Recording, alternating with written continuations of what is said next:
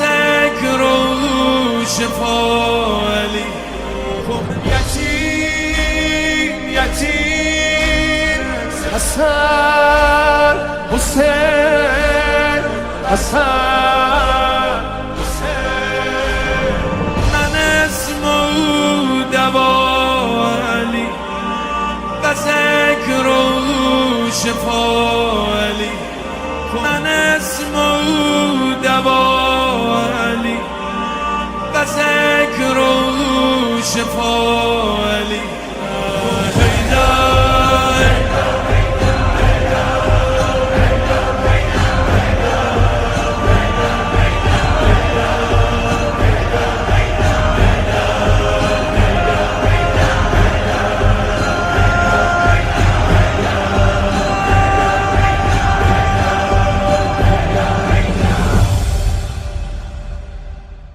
الأنبياء والمرسلين ثم الصلاة والسلام على خير خلقه العبد المؤيد والرسول المسدد حبيب إله العالمين أبي القاسم المصطفى محمد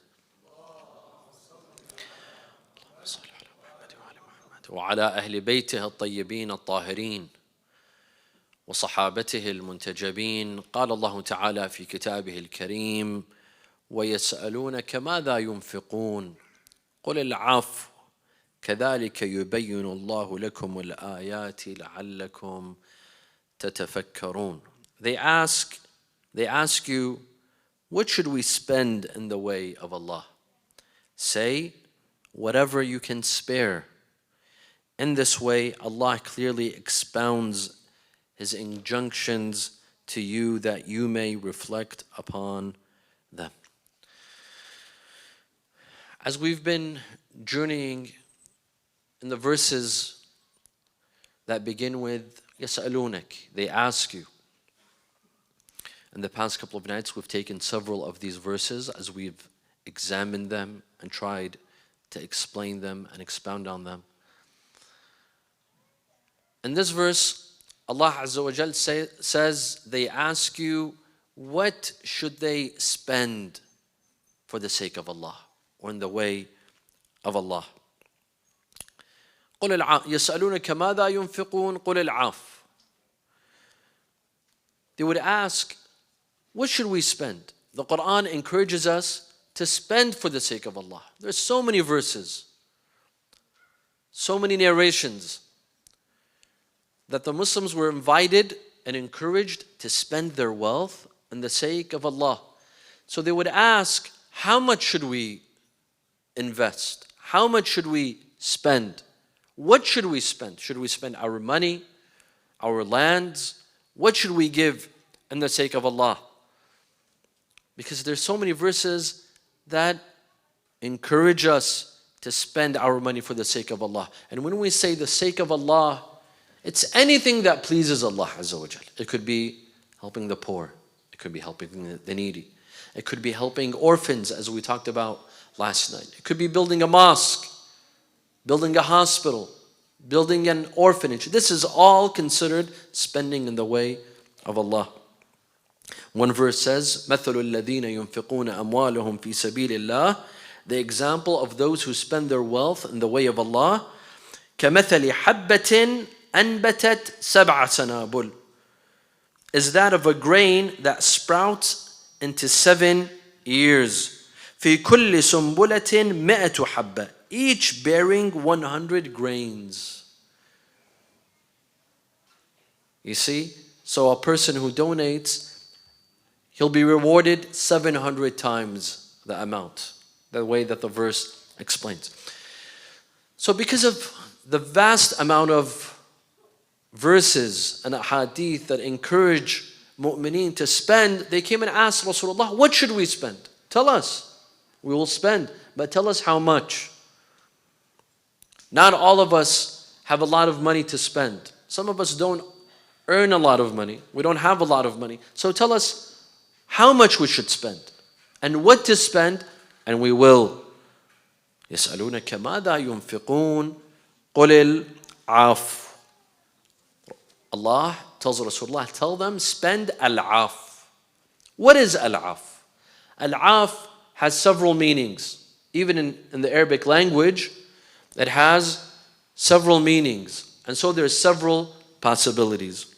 One possibility of al-af, it means moderation. Al-af means moderation. It means to spend moderately. When you spend in the way of Allah, don't spend in a stingy way where you only spend a little bit, nor you go out of your way and you waste and you give all that you own. No, be moderate. You know, there's some people, Allah Azza wa Jal has given them a strong business, they have money, they have wealth, they have cars, they have homes. They don't mind spending on themselves, they don't mind spending on their stomachs, on food, but when it comes time to spending in the way of Allah, you see this rich millionaire will give a quarter, will give a dime, or whatever they have in their pocket. Pocket change, they'll give in the way of Allah. On the other hand, you see some that don't own anything. They barely own. They live in a small house or a small apartment. They drive a simple car, but they give so much for the sake of Allah. You see, my dear friends, you know, generosity has nothing to do with how much you own. I'm sure you've noticed this.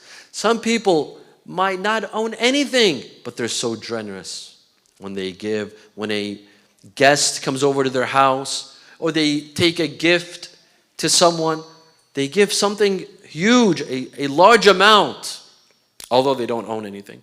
And on the contrary, you see some people that are wealthy, they're rich, but they're stingy. They don't give. So generosity has nothing to do with how much you own. You could own a lot, but you're not generous. Or you could own very little, but you could be very generous. It all depends on your attachment to money.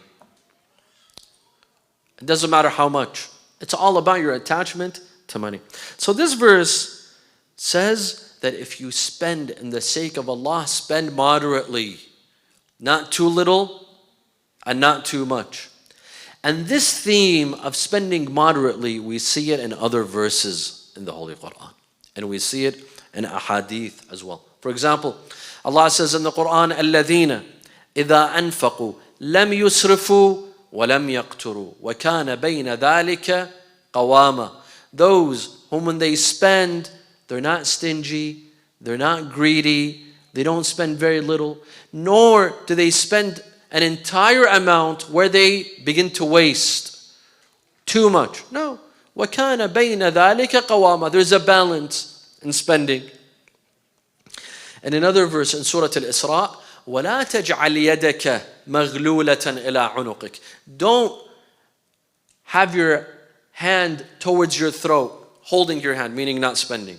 This is a sign of greediness, stinginess. وَلَا تَجْعَلْ يَدَكَ مَغْلُولَةً إِلَىٰ عُنُقِكَ وَلَا تَبْسُطْهَا كُلَّ الْبَسْطِ. Nor do you extend your hand and open your hand completely, meaning that you spend as if there's no tomorrow, as if you own the world. No. وَلَا تَجْعَلْ يَدَكَ مَغْلُولَةً إِلَىٰ عُنُقِكَ وَلَا تَبْسُطْهَا كُلَّ الْبَسْطِ فَتَقْعُدَ مَلُومًا مَحْسُورًا. When you open your hand, your hands are open and you completely spend, then you'll be regretful because you will be left with nothing. طيب. يسألونك ماذا ينفقون قل العفو. So one possibility is that when you spend in the way of Allah, spend moderately. And there are hadith that also support this theory. And a hadith by Imam Sadiq, al-af al-wasat. Al-wasat, to spend moderately, right in the middle. La iqtara wa la israf, in another hadith. And this is the theory that is supported by As-Sayyid At-Tabatabai, the author of Tafsir al-Mizan. That al-af here, يَسْأَلُونَكَ مَاذَا يُنْفِقُونَ قُلِ الْعَافِ, it means to spend moderately. This is one theory. And you see, my dear friends, Islam is a religion that promotes moderation. Islam is about moderation. We have so many teachings in Islam, so many verses, so many ahadith that emphasize on being moderate in your social interactions, in the way you spend, the way you live, the way you walk, the way you talk. Be moderate. Don't go to two extremes. Islam is against extremism from both sides. For example, in I believe in Surah Luqman, Allah says, وَلَا تُصَعَّرْ خَدَّكَ لِلنَّاسِ وَلَا تَمْشِ فِي الْأَرْضِ مَرَحًا. First of all, don't give your cheek for people to step on you. Don't be a doormat for people to step on you. وَلَا تَمْشِ فِي الْأَرْضِ مَرَحًا. And at the same time, don't be arrogant. Don't be arrogant. Don't show arrogance to others. Don't be proud of yourself. Neither this way nor that way. Don't be a doormat for people to step on you, nor are you so arrogant that no one can approach you and speak to you. وَلَا تُصَعَّرْ خَدَّكَ لِلنَّاسِ وَلَا تَمْشِ فِي الْأَرْضِ مَرَحًا إِنَّ اللَّهَ لَا يُحِبُّ كُلَّ مُخْتَالٍ فَخُورٍ. Allah does not like those whom are arrogant. طيب, this is one feature of moderation in Islam. Another feature, وَاقْصُدْ مِنْ مَشْيِكَ وَاقْصُدْ فِي مَشْيِكَ وَاغْضُضْ مِنْ صَوْتِكَ. When you walk moderately. Have you seen some people, when they walk, they're running. It's as if they're jogging, but they're actually walking. They're in a rush. And it's not that they're in a rush for something. That's just how they walk. They walk very fast. And there are others that walk like turtles and like snails. Islam says, don't walk like a turtle and don't walk like a horse. Walk normally. وَاقْصُدْ فِي مَشِكَ. When you walk in a way where people, you won't get people's attention and people's glances. Walk moderately. وَاغْضُضْ مِنْ صَوْتِكَ. And lower your voice. Don't shout when you speak. And don't whisper at the same time. Speak moderately. Walk moderately. وَاقْصُدْ فِي مَشِكَ وَاغْضُضْ مِنْ صَوْتِكَ إِنَّ أَنْكَرَ الْأَصْوَاتِ لَصَوْتُ الْحَمِيرِ. The worst of voices is the voice of donkeys. طيب. In another verse, see, these are all features of moderation in Islam. Allah tells us to live moderately. In another verse, وَكُلُوا وَاشْرَبُوا وَلَا تُسْرِفُوا. Eat and drink. In Islam doesn't tell you to go hungry, except during Ramadan, of course, where we're required to fast. Other than that, and of course we fast during the day, but at night we can eat. وَكُلُوا وَاشْرَبُوا وَلَا تُسْرِفُوا. Eat and drink, but don't waste. Here, don't waste has two meanings. وَلَا تُسْرِفُوا. Either don't waste food like we do during the time of iftar. Have you seen some people at the time of iftar, they think that they can eat so much. God forbid they go to an open buffet restaurant. You see, they have an entire table in front of them. Because when you're fasting at the time of iftar, you think you can eat like a horse. But what happens is you eat like a small bird. Our stomach, it can only handle so much. What happens to the rest of the food? It goes to waste. All of this goes to waste. So this is one meaning. وَكُلُوا وَاشْرَبُوا وَلَا تُسْرِفُوا. Another meaning is eat and drink, but know the limit of how much you eat. One scholar said this is the best medical advice that the Quran gives. Best dietary advice that the Quran gives. Eat. Don't forbid yourself from sweets, from chocolate, from whatever you want, but in moderation. In moderation. If you eat moderately, you won't have to worry about diabetes. You won't have to worry about high blood pressure. You won't have to worry about cholesterol. Where do these illnesses come from? Of course, there's several reasons. There's several causes. But one of the causes of these illnesses is that we don't pay attention to our food. When we eat in an extreme manner. But if we were to pay attention to what we eat, and we eat moderately, then we can eat anything.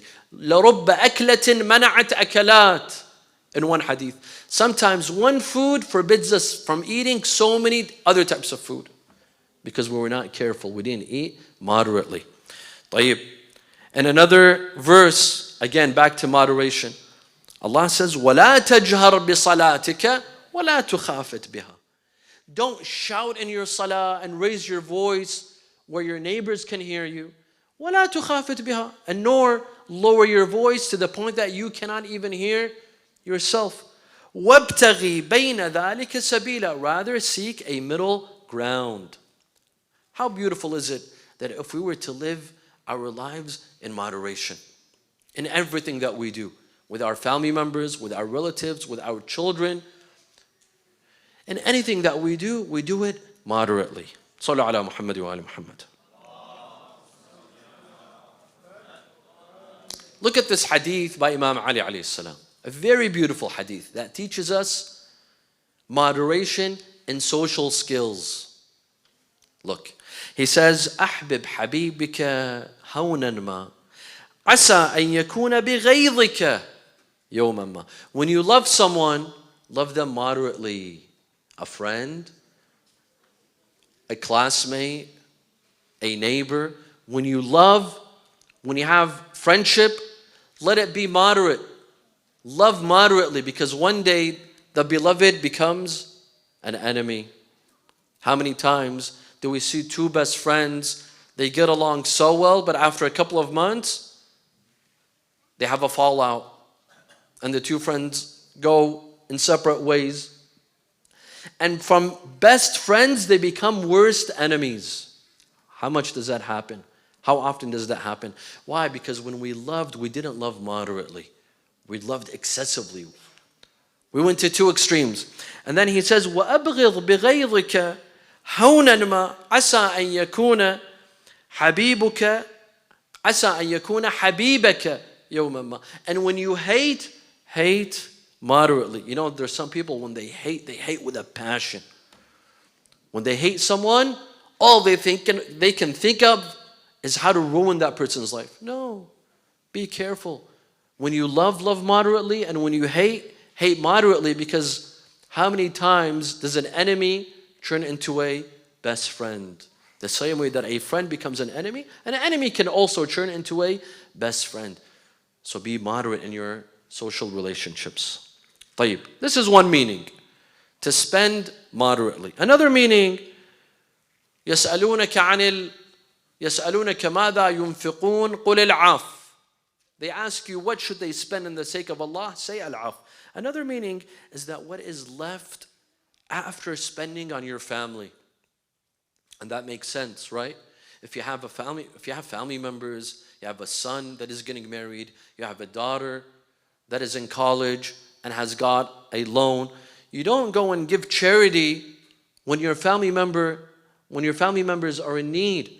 If you have cousins in Iraq and Lebanon that are in need, but you want to go and give charity to a foundation or a group, Islam says no. If you have money, first spend it on your family members. لا صدقة وذو رحم محتاج. If you see a person that's donating money to a mosque or a charity or a hospital or an orphanage, but has family members back home in need, this is not a real charity. Charity first starts with family members. You have a cousin, you have a niece, you have a nephew that are in need. Your son and daughter, first attend to their needs. Make sure that your family has enough, support them, and then go to the others. It makes sense. Would you fix your neighbor's roof if your own roof is leaking? Doesn't make sense. First fix your own roof at home and then go to your neighbors. Islam too says spend on your relatives first. Those who mean to you first, spend on them. Make sure that they are well attended, they are taken care of, and then spend the rest of your money for the sake of Allah. Another meaning to al-af, as Mufassirin have mentioned, they ask you, what do they spend for the sake of Allah? Say al-af. Some scholars say, give the best that you have, the best that you own. If you want to give something for the sake of Allah, make sure it's the best, not the worst. Not the worst. You know, this is the test that Qabil fell in. Habil and Qabil were asked to make a sacrifice for Allah Azza wa Jal, and they both owned farms. Habil was asked to make a test, to make an offering. They were tested to make an offering, and so too was Qabil. Habil went and chose the best of what he owned, and he offered it for the sake of Allah. Qabil, on the other hand, went and chose the worst of what he owned, and he offered it for the sake of Allah. Of course, Allah accepts from whom? From those that offer the best. وَاتْلُ عَلَيْهِمْ نَبَأَ ابْنَيْ آدَمَ بِالْحَقِّ إِذْ قَرَّبَا قُرْبَانًا فَتُقُبِّلَ مِنْ أَحَدِهِمَا وَلَمْ يُتَقَبَّلْ مِنَ الْآخَرِ. Allah accepted from one of them and rejected the offering of the other. قَالَ لَأَقْتُلَنَّكَ. Qabil told Habil, I will kill you. Your offering was accepted, but mine was rejected. قال إنما يتقبل الله من المتقين. Allah accepts from those that are pious. It is not my crime, it is not my sin that Allah accepted my offering and rejected yours. It's because I offered the best of what I had and you offered the worst of what you had. You know, I remember in some communities, when you have a local mosque, an Islamic center, people like come and donate. They like to help out in the mosque. I remember in one community, people in that community, if they had an old couch, whatever old that they had in their house, they would bring it to the mosque as a donation to the mosque. An old fridge, an old freezer, an old couch that's completely wearing out. If you sit on it, it'll break. They come and donate it to the mosque. Ajib. This is the house of Allah. If you donate something good. Donate the best of what you have, not the worst of what you have. And I've seen this in lots of communities. People think that the mosque is a junkyard. Whatever they have lying at home that doesn't work or dust has settled on it, they come, we'll give it for the sake of Allah to the mosque. No. The mosque does not need such donation from you. If you want to give the best that you have, not the worst that you have. Sallu ala Muhammad wa ala Muhammad. And finally, there's another explanation to al-af. يَسْأَلُونَكَ مَاذَا يُنْفِقُونَ. They ask you. And for those that are coming in, our series in the past couple of nights have been regarding the tafsir of the verses that begin with يَسْأَلُونَك. They ask you. And there are 14 verses that we've been examining in the past several nights and we'll continue till the night of Eid, inshallah. They ask you, what should we spend in the sake of Allah? قُلِ الْعَافِ. Here, some scholars say al-af literally means forgiveness. It means to forgive. What should they spend for the sake of Allah? Instead of spending money, Allah says, no. Forget money. Forgive people. Forgive people. Those who have harmed you, who have talked about you, who have backbited against you, any sort of infliction that they've inflicted upon you, forgive them. You see, they're asking about charity. What sort of charity should we spend for the sake of Allah? Allah says forgiveness. That means that forgiveness is what? It's a form of charity. It's a sadaqah. When you forgive someone who belittled you, disrespected you, hurt you in public, in private, at school, at work, whatever it is, they come and apologize, or they don't even apologize. Even if they don't apologize, when you forgive, this is a form of charity. And charity is what? It's an act of worship. Ibadah. As-sadaqatu ibadah. Giving charity for the sake of Allah is a form of worship. That means when you forgive people, that's a form of worship. You'll be rewarded. يَسْأَلُونَكَ مَاذَا يُنْفِقُونَ قُلِ الْعَافِ. Al-Shaykh Nasir Makarim al-Shirazi in his Tafsir al-Amthal, he supports this theory. He says most likely when Allah says قُلِ الْعَافِ, say let them spend forgiveness, let them give forgiveness. This is what it means. Al-af here means forgiveness. It doesn't mean excess or it doesn't mean moderation. It rather means to forgive. Why? We have to remember that when Islam came in Arabia, these Arab, they had feuds. They killed one another. There was so much bloodshed among them. Aus and Khazraj, the tribes, the family members, clans. There was so much fighting among them. Rasulullah came to reconcile. وَاذْكُرُوا نِعْمَةَ اللَّهِ عَلَيْكُمْ إِذْ كُنْتُمْ أَعْدَاءً فَأَلَّفَ بَيْنَ قُلُوبِكُمْ. Remember that you were enemies, but Rasulullah came and reconciled amongst you. فَأَصْبَحْتُمْ بِنِعْمَتِهِ إِخْوَانًا. Due to the bounty of Allah, you became brothers. After you were all enemies, thanks to Rasulullah sallallahu alaihi wasallam, you became brothers. Now you might ask, the verse says, يَسْأَلُونَكَ مَاذَا يُنْفِقُونَ. They ask Rasulullah, what should we give? So they're asking about money, something material, right? So why would Allah say forgiveness? Forgiveness isn't something material. It's not something that could be bought with cash or a credit card or with a check. It's nothing material.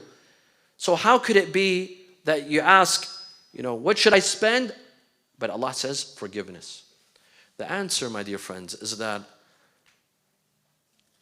Allah subhanahu wa ta'ala wants to draw their attention to the fact that when they're asking what should we give for the sake of Allah, there's something more important than money. There's something more important than money. What good is it if you give money to the poor but your akhlaq isn't good? If people wrong you and they come and ask you for forgiveness, you don't forgive people. You have bad akhlaq. What good is that? This shows that forgiveness and having good akhlaq is more valuable than the money that you spend. People don't want your money. People want akhlaq from you. There's some people, when they give a gift to a family member, they tell them, remember 15 years ago when I sent you a check? Remember that $500? This is painful. Never give a gift and then keep on reminding that person of the gift. يَا أَيُّهَا الَّذِينَ آمَنُوا لَا تُبْطِلُوا صَدَقَاتِكُمْ بِالْمَنِّ وَالْأَذَى. Bilman is reminding them when you gave them a gift. Remember when I gave you that gift? Remember when I did you that favor? You don't need to remind anyone of that favor. Sallu ala Muhammad wa ali Muhammad. Unfortunately, there are some people that don't forgive. If they're wronged, if you do them harm, they'll never forgive you. They never forgive. They hold grudges. There's people like that. I know people like that. I'm sure you know people like that. There's some people that hold grudges in their heart. A year, 2 years, 3 years, they never forget. You did them wrong. We're all human beings. We make a mistake. Sometimes it slips from your tongue. You don't mean it. You might be joking. You might be serious. We all make mistakes. We might hurt people's feelings. But it takes a big person to apologize. There's some people who, when people apologize to them, they reject their apology. They refuse to forgive. And this is so wrong. This is so wrong on so many levels. Why? When you apologize, apologizing is something very difficult because it requires stepping on your ego.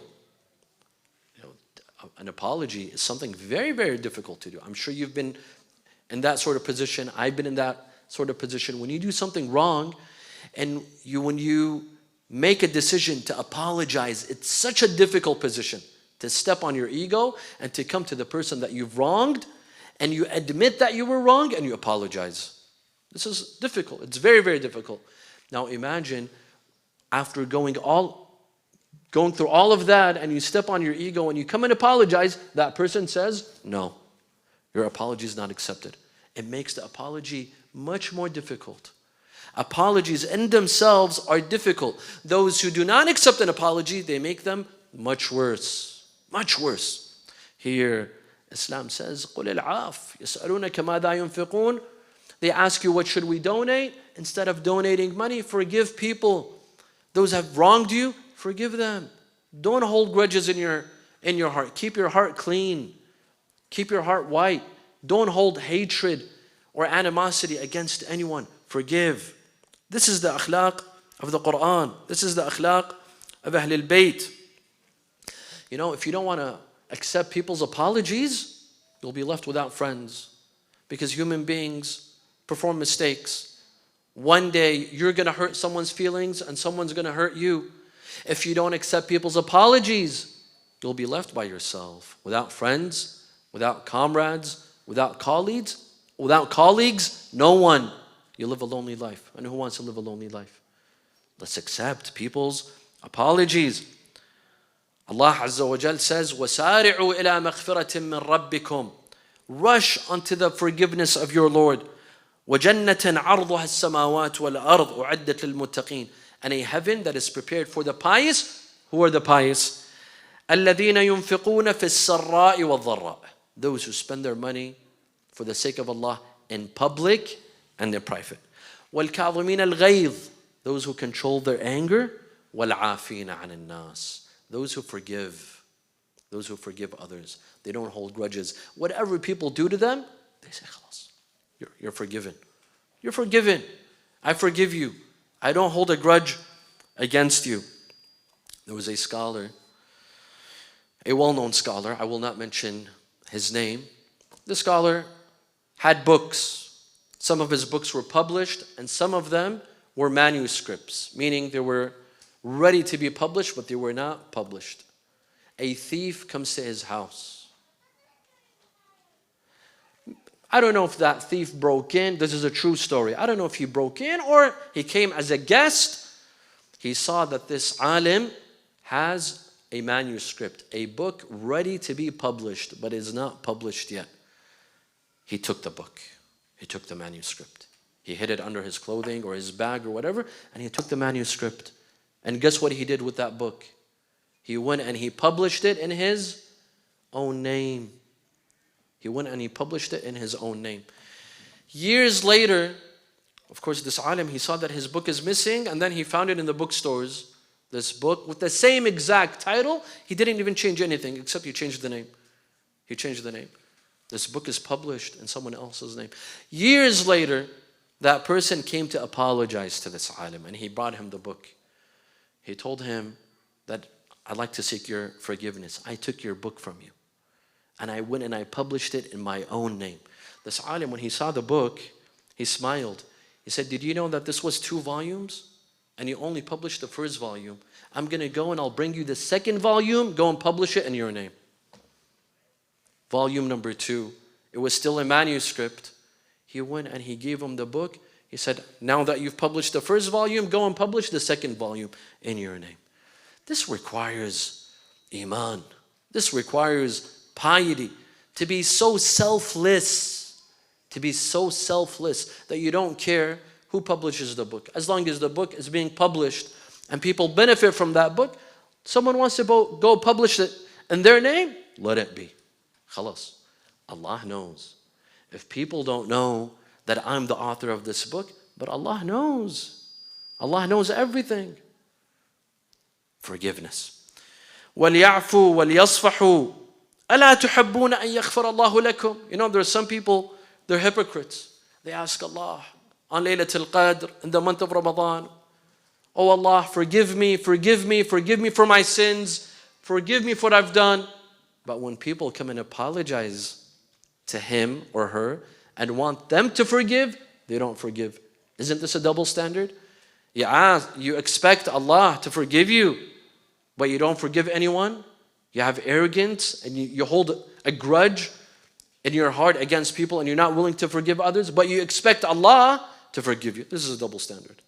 It doesn't work that way. You want Allah if we want Allah to forgive us, we have to learn to forgive others. أَلَا تُحَبُّونَ أَن يَغْفِرَ اللَّهُ لَكُمْ فَاعْفُوا وَاصْفَحُوا حَتَّى يَأْتِيَ اللَّهُ بِأَمْرِهِ. So many verses in the Quran that emphasize on forgiving others. One day, Malik al-Ashtar, maybe you've heard this story, maybe you haven't, I don't know. Malik al-Ashtar, who was a defense minister to Amir al-Mu'mineen alayhi salam. Someone very special. When Malik died, Amir al-Mu'mineen said, كان مالك لي كما كنت لرسول الله. Malik to me was like I to Rasulullah sallallahu alayhi wa sallam. Imagine what Amir al-Mu'mineen was to Rasulullah. Malik had that sort of relationship with Imam Ali alayhi salam. One day Malik was passing by in the streets of Kufa, maybe in a road full of shops. One of the shop owners, he took out his garbage and he saw Malik passing by. Of course, Malik, who was a defense minister. He controlled the entire army of Imam Ali when Imam Ali was the Khalifa, was the official Khalifa. He grabbed his garbage and he threw it at Malik al-Ashtar. When he passed by, the other store owners, they told him, do you know what you just did? Do you know who this person is? No. They told him, this is Malik al-Ashtar. He said, who's Malik al-Ashtar? They told him, this man controls the entire army of Kufa. He could have your head cut off in a split second. And you dare to throw garbage at him? Go run after him. Go and apologize to him. So he leaves his store and he goes after Malik al-Ashtar. He sees Malik al-Ashtar entering into a mosque, in a masjid. And he saw Malik al-Ashtar praying. So he went and he sat next to Malik al-Ashtar. As soon as Malik finished his salah, the man threw himself on Malik's hand and he started apologizing. Malik said, hold on, calm down, calm down. Do you even know why I came into the masjid and why I prayed? The only reason why I came is to seek forgiveness for you, so that Allah forgives you for your act of transgression, for your act of arrogance against me. I forgave you before coming into the mosque. You don't even need to seek an apology from me. My dear friends, let's learn to forgive others. Even those that wronged us 20 years ago, from high school or elementary school. I'm sure there was always someone that picked on us at elementary school or high school, and we have memories of those years. Forgive. Forgive. Learn to go on with life with a pure heart, with a clean heart. Don't hold a grudge against your worst enemy. Against your worst enemy. It'll feel so good. Trust me, try it. When you go home tonight, after the lecture, think of who wronged you in school, at work, a family member, someone who made fun of you, someone who ridiculed you, someone who truly hurt your feelings. Tonight, forgive that person and see how good it feels. See how good it feels that you move on and you have that person forgiven. طيب. Imam Zayn al-Abidin alayhi salam. Imam Zayn al-Abidin alayhi salam was performing wudu. He had a servant that was holding a water jug for Imam Zayn al-Abidin to perform wudu. Imam Zayn al-Abidin was performing wudu. By accident, that servant dropped the water jug and it fell on top of Imam Zayn al-Abidin's face. The servant thought that Imam Zayn al-Abidin is going to punish him, to hurt him. He said, وَالْكَاظِمِينَ الْغَيْظِ. This is a verse in Surah Al-Imran. وَالْكَاظِمِينَ الْغَيْظِ, meaning those who control their anger. Imam Zayn al-Abidin says, كَظَمْتُ غَيْظِي, I control my anger. وَالْعَافِينَ عَنِ النَّاسِ, and those who forgive others. Imam Zayn al-Abidin says, عَفَوْتُ عَنْكِ, I forgive you. And then the verse says, وَاللَّهُ يُحِبُّ الْمُحْسِنِينَ. So the servant said, وَاللَّهُ يُحِبُّ الْمُحْسِنِينَ, and Allah loves the good doers. Imam Zayn al-Abidin says, I set you free for the sake of Allah Azza wa Jal. Rasulullah sallallahu alayhi wa sallam, who says no prophet was harmed and harassed and persecuted more than me. Not Musa, not Isa, not Ibrahim, not Adam, not. No one harassed like Rasulullah. By whom? By the people of Quraysh, his own family members. Abu Lahab, his own uncle, his cousins, his family members harassed Rasulullah for so many years. Towards the end of his life, after the conquest of Mecca, the people of Mecca who harassed him for over 23 years, and they killed his family members, they killed his uncle Hamza. Now Rasulullah has gone with his army to Mecca and has seized the city of Mecca. They come to him. Rasulullah tells them, ما تروني صانعا بكم. What do you think I should do to you? 23 years you've been finding me. You've killed my family members. You've harmed me for 23 years. What do you think I should do to you? They told him, أخ كريم وابن أخ كريم. We see you as a generous brother and a generous nephew. He said, اذهبوا فأنتم الطلقاء. خلاص, I set you all free. All of you are forgiven, including Wahshi, the killer of Hamza. Wahshi, the one who killed his uncle Hamza in the battle of Uhud, Rasulullah set him free. And he forgave him. One day, Amir al-Mu'mineen alayhi salam, let's go towards Ali ibn Abi Talib. Let's go towards Kufa tonight. Amir al-Mu'mineen alayhi salam was speaking to a group of his companions, a circle just like this beautiful circle of young brothers. He was admonishing them. He was speaking to them. One of the Khawarij, one of the enemies of Amir al-Mu'mineen, he heard the admonishment and he enjoyed it, but he sees Amir al-Mu'mineen as a kafir. So he said, قَاتَلَهُ اللَّهِ كَافِرًا مَا أَفْقَهَ. He said, Ali ibn Abi Talib is a kafir, but he's a scholar. He knows what he's talking about. So he was praising, and at the same time he was ridiculing. Some of the companions of Amir al-Mu'mineen, they got up and they wanted to kill him. They wanted to hurt him, to beat him up for calling Imam Ali a kafir. Amir al-Mu'mineen said, hold on, Ruwaida, calm down. رويدا إنما هو سب بسب أو عفو عن ذنب. رويدا, he cursed me, curse him back. Because he cursed me doesn't mean you get to beat him up or you get to kill him or do whatever you want with him. No. A curse for a curse. أو عفو عن ذنب. Or you forgive that sin. You forgive that transgression. He cursed me, but I forgive him. I forgive him. On a night like this, Amir al-Mu'mineen alayhi salam, tonight, the 21st, the eve of the 21st of Ramadan, Amir al-Mu'mineen was spending his last moments. His last moments. And Ibn Muljam, his killer, his assassinator, was captured. He was in captivity. Amir al-Mu'mineen went to visit him. And he saw Ibn Muljam shaking from fear. Because Ibn Muljam knew that he was going to be killed for assassinating Imam Ali. Imam Ali looks at Imam al-Hasan and he says, "Irfaq ya waladi, my son, be gentle with him. Be gentle with the one who killed me. يا ولدي ارفق يا ولدي بأسيرك وارحمه وأحسن إليه وأشفق عليه." Be compassionate to him. Be merciful with him. Be kind with him. Whom? Abdul Rahman ibn Muljam, the one who killed Imam Ali alayhi salam. ألا ترى إلى عينيه قد طارتا إلى أم رأس. Do you not see the fear in his eyes?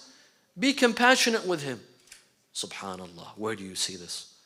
Where do you see a victim being merciful and kind and compassionate with his own killer? وقلبه يرجف خوفا ورعبا وفزعا. Imam Hassan tells him, "My master, my father, this person killed you. This person assassinated you." He told him, "Yes, my son, but we are from a family that forgive those who harm us. We are from a family that forgive those that oppress us. وَلَا تُقَيِّدْ قَدَمَهُ." I am telling you from now, do not tie his hands and feet. Give him food, give him drink. Do not let him starve. And if I die, strike him once. The same way that he hit me once, strike him once. You're not allowed to strike him more than that. And do not cut him into pieces. Do not take your revenge upon him. Strike him once, and that is it. And if I live, I will make the decision whether I'd like to kill him or forgive him. But if Ali ibn Abi Talib were to live after the 21st of Ramadan, he would surely have forgiven Ibn Muljam. Definitely. I have no doubt that Amir al-Mu'mineen would have forgiven his own killer. On a night like this, the 21st, the eve of the 21st of Ramadan, Imam Ali alayhi salam was given some yogurt and some milk to drink. He drinks some of it and then he says, "Khuduhu li'asirikum." Take it to your captive, your prisoner, because he's hungry as well. The same way that we eat, he should eat as well. Take it to him. Tonight, my dear brothers and sisters, one Quran comes down. It could be Laylatul Qadr. So as one Quran comes down, another Quran goes up. The vocal Quran. The one that is a manifestation of the Quran. The one who implemented the Quran throughout his entire life. The vocal Quran ascends. And the written Quran descends. One Quran goes up and another Quran comes down. Amir al-Mu'mineen alayhi salam tonight is surrounded by his children.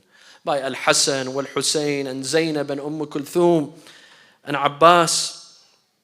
Al-Asbagh ibn Nubata, one of the companions of Imam Ali, he said, I requested to see my master for one last time.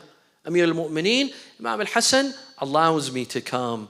He said, I saw Amir al-Mu'mineen wearing a yellow turban. And his face was yellow. I was not sure which one was more yellow, his turban or his face. He said, I started crying. Amir al-Mu'mineen comforted him, told him, Ya Asbagh, la tabki, innaha al-jannah. Do not cry, Ya Asbagh. I'm surely going to heaven. Al-Asbagh said, my master, I am not crying for you, I'm crying for myself. Innama abki li nafsi. We are losing you, Ya Ali ibn Abi Talib. I am sad that we are losing you. This community is losing you. This ummah did not know your value, Ya Ali ibn Abi Talib. The people gather around Amir al-Mu'mineen alayhi salam. He kept on saying, سَلُونِي قَبْلَ أَن تَفْقِدُونِي وَخَفِّفُوا سُؤَالَكُمْ لِمُصِيبَةِ إِمَامِكُمْ. Ask me before you lose me, and lighten your questions for the loss of your Imam. Muhammad ibn al-Hanafiyyah says that on the eve of the 21st of Ramadan, Ali ibn Abi Talib gathered his family members, his cousins, his children, and he said, Allah khalifati alaykum wa huwa hasbi wa ni'mal wakil. He gathered all of them. One by one, he started giving his last will to Al-Hassan wal Hossein and to his followers, to his cousins, to his Shia, to all of them, giving them their last will. Muhammad ibn al-Hanafiyyah, he says, we noticed that the Imam became very pale and the poison had spread throughout his body. His feet had turned red, meaning that the poison had reached the feet of the Imam. And he kept on sweating. He said, I asked my master Imam Ali, أراك تمسح بجبينك. I see you removing your sweat from your forehead. He said, يا بني إني سمعت رسول الله صلى الله عليه وآله يقول إن المؤمن إذا نزل به الموت ودنت وفاته عرق جبينه. My son, I heard my cousin Rasulullah say that when a mu'min approaches death, he begins sweating on his forehead, meaning that death is near Ali ibn Abi Talib. And then he said, أحسن الله لكم العزاء وإني منصرف عنكم وراحل في ليلتي هذه. God be with you. It is tonight that I will depart you and join my beloved Rasulullah, the same way that he had promised my son Hassan, if I die, wash me, put on my kafan, put on my hanut from the hanut of Rasulullah sallallahu alayhi wa alih, and then put me on a bed and carry from the back of the bed. As for the front of the bed, it will be carried by angels and it will go into the desert. Follow these angels, you will reach an area where the bed will stop. Dig in that area. You will see a grave prepared for me from the time of Adam and Nuh. And you will see inscriptions on that grave. Bury me in that grave. وَصَلِّ عَلَيْهِ. And pray over my body. And when you perform takbir, recite 7 takbirat. And know that this is not allowed for any other Muslim. Every Muslim, you recite 5 takbirat on their janazah, except Ali ibn Abi Talib. And another man that will come from his progeny at the end of time, Al-Imam al-Mahdi, عجل الله تعالى فرجه. ثم قال يا أبا محمد. He looks to his sons Al-Hassan wal-Hussein. يا أبا محمد ويا أبا عبد الله اصبرا حتى يحكم الله وهو خير الحاكمين. Oh, Abu Abdullah and Abu Muhammad, be patient. Be patient, for Allah is with those who remain patient. And then he looked at Imam Hussein. يا أبا عبد الله أنت شهيد هذه الأمة. You are the martyr of this ummah. فعليك بتقوى الله. Show some piety. واصبر على بلائه. And be patient over the calamities that you will see. ثم أغمي عليه ساعة وأفاق. And then he passed out for an hour or so. And when he woke up, he said, هذا رسول الله وعمي حمزة وأخي جعفر. This is Rasulullah and my uncle Hamza and my brother Ja'far. They are here to greet me. ويقولون العجل عجل قدومك إلينا. Come quickly to us. And then he said, وعليكم السلام يا ملائكة ربي ولمثل هذا فليعمل العاملون. He pointed to him. Ali ibn Abi Talib can see his place in heaven, and he said, for this let the good doers do good. فلمثل هذا فليعمل العاملون. إن الله مع الذين اتقوا والذين هم محسنون. And then he sweated some more and he said, أشهد أن لا إله إلا الله وأشهد أن محمد رسول الله. He faced the Qibla, he brought his hands down, he closed his eyes, and his soul departed his body. أين المنادي وعليا وإماما وشهيدا ومظلوما. لا حول ولا قوة إلا بالله العلي العظيم. إنا لله وإنا إليه راجعون. وسيعلم الذين ظلموا أي منقلب ينقلبون. نسألك اللهم وندعوك باسمك العلي الأعظم الأعز الأجل الأكرم يا الله. اللهم لا تدع لنا ذنبا إلا غفرته، ولا هما إلا فرجته، ولا عيبا إلا سترته، ولا خوفا إلا آمنته، ولا رزقا إلا بسطته، ولا شملا إلا جمعته، ولا مرضا إلا شفيته، ولا غائبا إلا حفظته وأدنيته، ولا حاجة من حوائج الدنيا والآخرة لك فيها رضا ولنا فيها صلاح إلا قضيتها ويسرتها يا أرحم الراحمين. ولأرواح المؤمنين والمؤمنات نقرأ سورة الفاتحة مع الصلوات.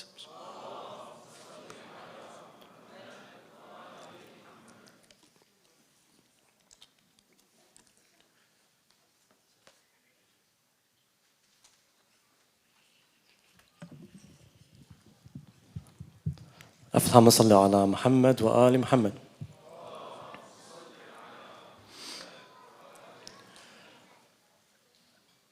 Bismillah ar-Rahman ar-Rahim. Allahumma salli ala Muhammadin wa ala Muhammad. As the respected Sayyid said, it was on a night like this, a few days after a night like this, where our beloved Imams al-Hassan and al-Hussein alayhi salam took the body of their father on their back to the land of Najaf, where they found there a grave prepared by Nuh and buried their beloved father, our beloved Imam, beside Adam, Nuh, Salih and Hud. On their way back, they noticed an old man, an elderly poor man, crying. They asked this man, "Why are you crying, man?" And he said, "Over the past few years, a stranger would come and leave me food at my door every night. But over the past few days, since Imam Ali alayhi salam was struck, that food is no longer brought to me." And it's here that we understand the greatness and the generosity of Ali ibn Abi Talib alayhi salam. And it's here I say upon his body that upon oceans of tears, O Ali, your ship set sail. Angels embrace you with their wings and they wail. Prophets weep and prophets mourn as your absence leaves them torn. The moon refuses to set, watching your head with blood wet. Can this lion have those scars? Has Ali with his death met? Adam's eyes upon you wept. On his tears Noah's ark sat. Your daughter drowned it in hers. From her body her soul leapt. Every eye to you has a debt. Our tears their extinguished sunset. With every tear falling are stars. And your presence no one can forget. In some eyes the undefeated was defeated. But in your eyes, O Haydar, you succeeded. With your death sorrows are born. Upon the earth that we live in strikes thunder, as to ashes it would render every heart that loves Ali. Like orphans our hearts are tender. The one who was with grace and wonder, he who upon him our minds ponder, left upon the nights of destiny, and fatherless we wander. Orphans with no defender, no Uhud and no Badr. Upon this tragedy, how many weep, O Haydar? All are orphaned without the father of orphans. Upon our heads shatters the skies and heavens. With your absence dies the dawn. From crying, no one can refrain. With your absence from crying, no one can refrain. From every eye, tears are in pain. Fragile like a spider's web, shattered by the tears that rain. Your battles left in disdain. This is the hero of Hunain. Can the one who killed Marhab on this night really be slain. Angels wail and angels complain. Angels wail and angels complain. The deserts weep every grain, and your absence is a broken rib within Hassan and Hussein. Eyes are tortured by the absence of Ali.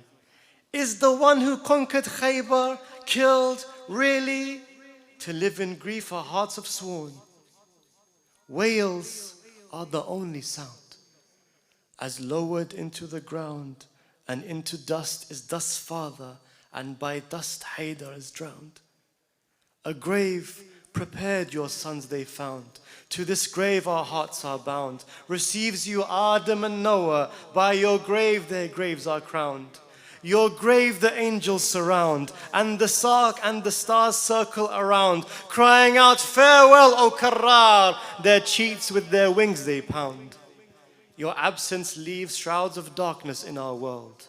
We can only hope that in the next unto you we hold. Smiles from our faces are withdrawn, as your absence leaves us torn. Angels embrace you with their wings and they wail. Angels embrace you with their wings and they will. Allahumma salli ala Muhammad wa ali Muhammad.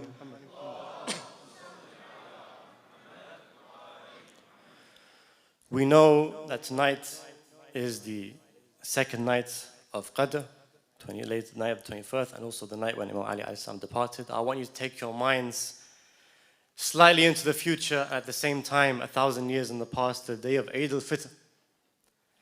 Eid al-Fitr, as we know, for all of us is a day of joy. When we come together with our families, we celebrate the end of Ramadan. We give each other gifts, children are smiling. We come together as families, but there's one household 1,400 years ago who will not be celebrating on this day.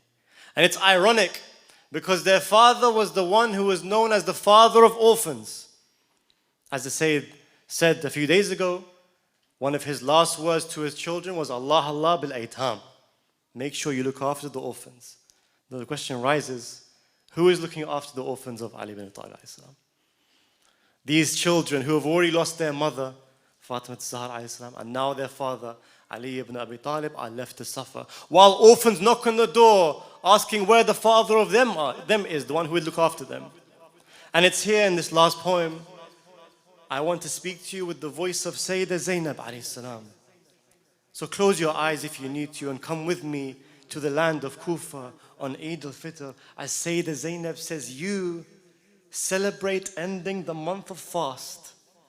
We mourn the death of the completed creed. You celebrate the ending of the month of fast. We mourn the death of the completed creed. All of you wish to spend Eid with your father, while we orphans weep for our father on Eid. The rise of Eid's joyous sun makes us weep. All celebrated while our family grieve. Our farewell to God's month had welcomed death, chained by grief as all from their fast were freed. We'd watch all the blossoming roses wither. Every rose within our house, we'd watch it bleed. Every house in Kufa heard joy and laughter, while our house the cry of Ya Ali would heed. Every house celebrates the breaking of their fast, while we mourn the death of the greatest deed. It's as if their fasting was not enough, and our father's existence they envied. Would this envy stem from that same orphan that in secrecy our father would feed? When our father returned from Kufa's mosque to close their envious eyes, all we'd plead. While all believe that their deeds are accepted, his absence his orphans have not believed. As every house celebrates such a day, which house wonders now? Which leader will now lead? Can a greater eye witness a new moon? Is there an Ali to Ali succeed? Can a greater eye witness the new moon? Is there an Ali to Ali succeed? The eyes that rejoiced on their father's sight, on this day upon their father have grieved. While every child receives a present, they kept our father from us out of greed. To make Ali's house fatherless on Eid, they gathered in their screaming, and they agreed that in the absence of the walking Quran, our tears would fall upon verses we'd read. and every tear would draw out a message that the orphans of Ali, their father, need.